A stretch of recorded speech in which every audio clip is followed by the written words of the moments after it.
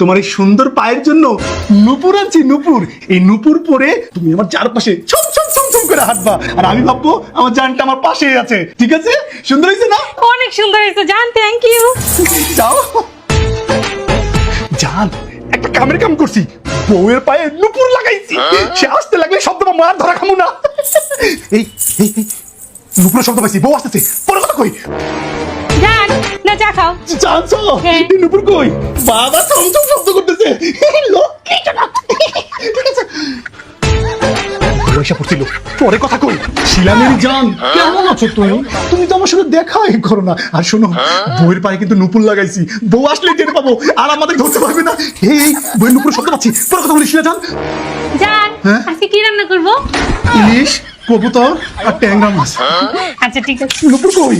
আছে তো। বাবা ছমছম শব্দ করতেছে। হ্যাঁ। ঠিক আছে, এক্ষুনি ধরা খাই গেছিলাম, পরে কথা বলেছিলাম। শান্তি ভাবি, একটা কামের কাম করছি।